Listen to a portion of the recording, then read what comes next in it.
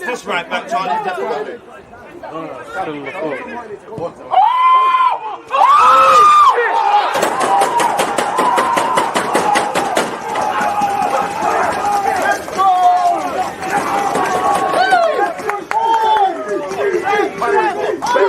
People deluded, I'm back again. Come on, Ian, man. Come on.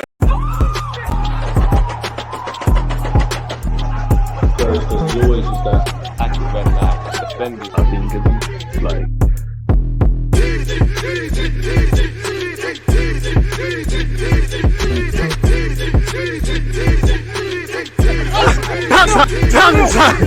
Big up everybody tuned in. People deluded, I'm back again. As I said, big up you lot tuned in. Make sure you're smashing the like button. Creative juices are flowing so you can comment, and make sure you're subscribed if you haven't. All of these things help on the road to 70,000. Now, apparently Paris Saint-Germain striker or soon to be departed PSG player Kylian Mbappe has announced he is leaving PSG. Carlos, Cuesta, one of Mikel Arteta's coaching staff, allegedly is in high regards to be a manager of his own right.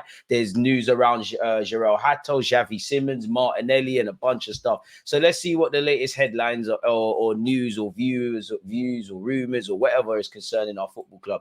If I share my screen with you, as you could see at the time of making this video, 56 minutes ago, David Ornstein made an article on The Athletic in which he said Kylian Mbappe to leave PSG at the end of the season, something we've heard a lot. But apparently he has told his club that he will leave at the end of the season when his contract expires. Sources close to the situation have confirmed. He has been vaguely linked with Arsenal and Liverpool. As much as I'm sure both sets of fans would love him, I definitely would love Kylian Mbappe at the carpet. It doesn't appear that we're the front runners or that we're willing to break our wage structure to offer him something that he couldn't reject. I actually think, you know, there's a reality. He leaves obviously PSG and goes to Man City or something like that. Liverpool, he'd be great. Arsenal would be great. Any team would be lucky to have Mbappe for the marketing reasons, for the man's quality. And if you're going to better yet, fracture your wage structure, it would be for a player like this. Now, I know a lot is said about his attitude, etc., and that's a whole nother debate. The terms of Mbappe's exit are yet to be fully agreed, and an official announcement is expected once the situation is finalized in the next few months. And again, they're still technically in the Champions League and fighting for what they're fighting for. So I'm sure he would love to leave being a Champions League winner in his current club and his home country before joining, Real Madrid, who are collecting the stars. Apparently, his salary costs around 200 million euros, people, per year. Boy, that is absolutely crazy. And it looks like they're trying to transition away from just buying stars and have a blueprint, people. So I have to see what's going to go on. The Athletic reported earlier this month that Mbappe was leaning towards joining Real Madrid upon the expiration of his PSG contract, but influential members of the 24-year-old's entourage have been left unconvinced by the Spanish club's offer, which has been delaying the process. So there's a lot of gamesmanship being played. Long story short, he's set to join PSG. Florentino Perez has been in direct contact with him for a while, so we'll have to see how that develops. So the dream is free, the hustle is sold separately. In relation to more direct Arsenal-related news, Arsenal number 2, Carlos Cuesta, insights of Norwich for manager's job next season. I mean, he's a man that we've seen in the All or Nothing. We've heard about his work. I'm sure he's been at Atletico Madrid as well as Arsenal, and as it says there, Juventus. The very fact that Norwich want you and a championship job as your first job, a bit like mirrors Mikel Arteta, means they must see something. And I'm sure he's comfortable, in his role, and he's a valued member of the squad and all of that sort of stuff. And he would probably believe that his work isn't necessarily over at Arsenal, but at the same time, in life, we all want to make progress. And if he does have any ambitions to become a manager, personally, I think he should jump at the Norwich situation, because what's the worst that can happen? You get fired, you go again. You could always get one of these roles back at Arsenal or elsewhere. But apparently he's wanted for next season, which we've had a couple of backroom departures. Arsenal expected to have to fend off interest in Mikel Arteta's assistant, Carlos Cuesta, from Norwich and other championship teams at the end of the season. So he's a man that a few clubs are looking at. The 28-year-old, my age, what am I doing with my life, who joined Arsenal from Juventus in 2020 and speaks 6 languages, that's crazy, is rated as one of the world's best young coaches and could be tempted by an opportunity to take his first senior role after almost 4 years working under Mikel Arteta. It's understood that Norwich, whose sporting director Ben Napier, who obviously was a loan manager once upon a time at Arsenal, people, is interested in offering Cuesta the manager's post at the end of the season after a mixed campaign so far under David Wagner. So in football, you typically leverage people, so Ben Napier must know something we don't have and worked at Arsenal, and that this man could be a manager in his own right and is potential and his abilities probably go more over and beyond than what his job title and what his job duties are. So big him up if he was to take that. He obviously got his first coaching job as an 18-year-old at Atletico Madrid, people. So big him up. If several other championship clubs are also interested in him,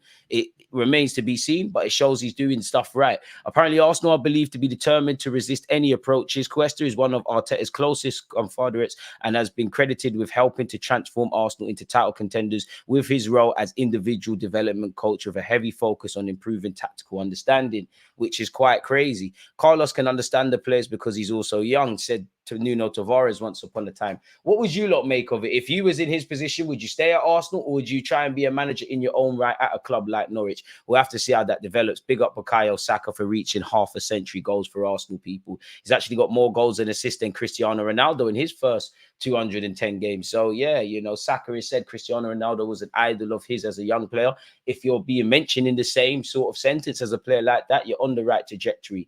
So keep doing what you're doing, people. Apparently, Onana of Everton, Ahamadou Onana rejected the opportunity to move away from the club in January, his agent has revealed. He could be she could be capping, you know, she could be lying, you know, who knows? But who knows, people? We'll have to see. He could have left this winter, but we once again sat down and asked the question whether it's the right time, if the player is ready. My job is to put opportunities on the table.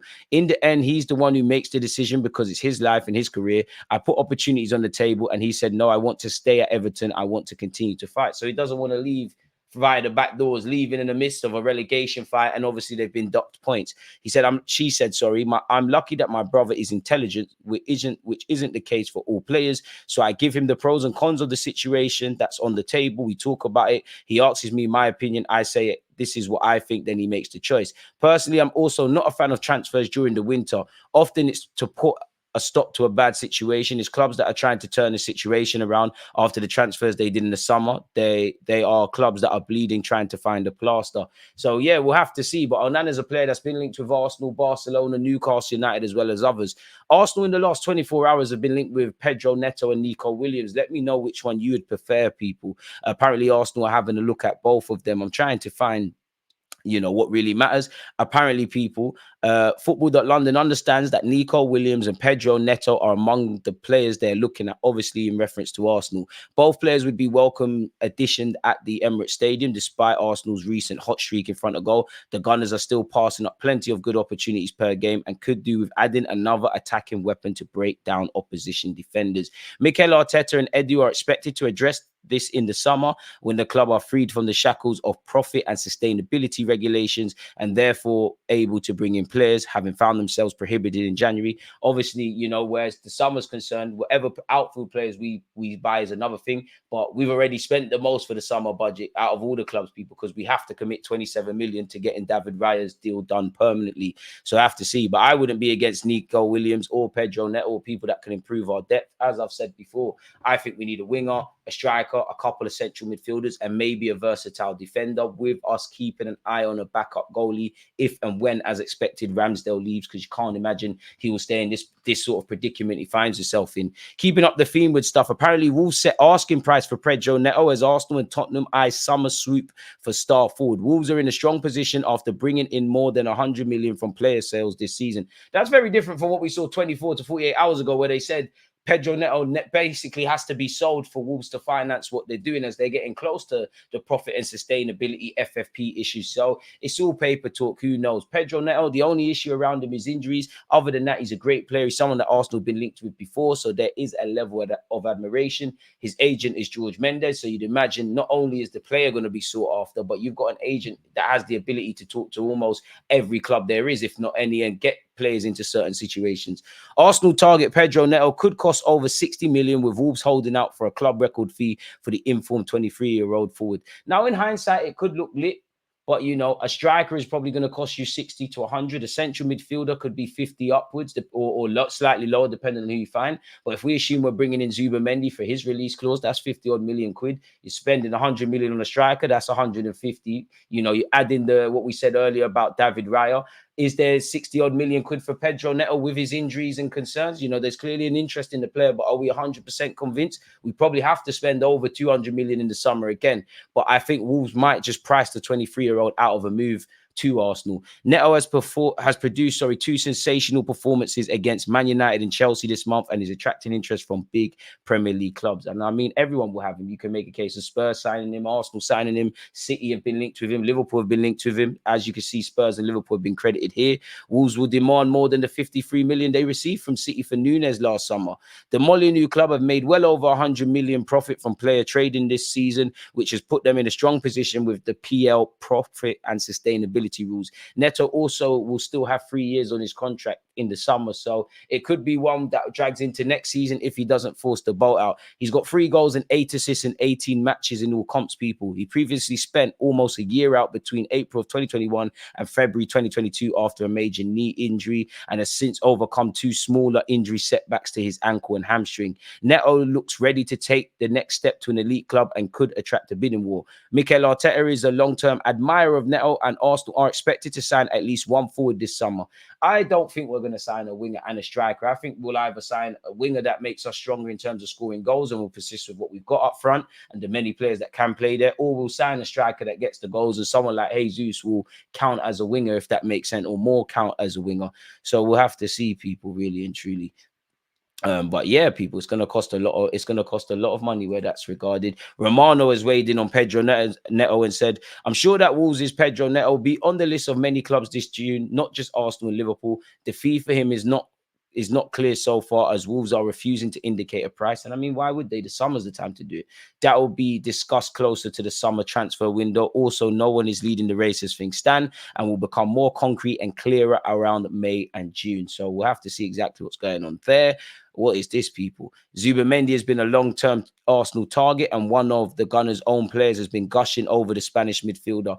So Kieran Tierney's had something to say. I mean, he didn't set the world alight against Paris Saint-Germain, but Zubimendi's a player I would love. The 25-year-old has a £51 million release clause in his Real Sociedad contract, people.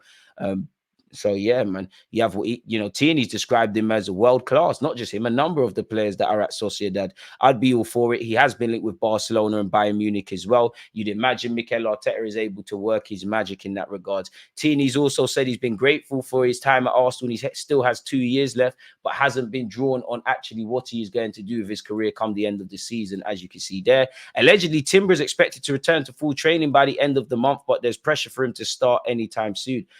There's pressure. I don't think there should be pressure on him if that's the case. You'd imagine Mikel Arteta is in the process of signing a new Arsenal contract. This website said Arsenal are currently in contract talks with Mikel Arteta. He last signed a deal in 2022, but the ongoing success of the Spaniard has led to the Gunners board to initiate discussions to tie the 41-year-old down to fresh terms. Arsenal are aiming to secure a new 3-year deal for the manager that will be made official before the start of next season.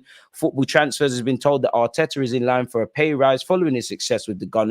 While it's unclear exactly what he is asking for being offered, the figure will be substantially higher than his current salary of 9.5 million.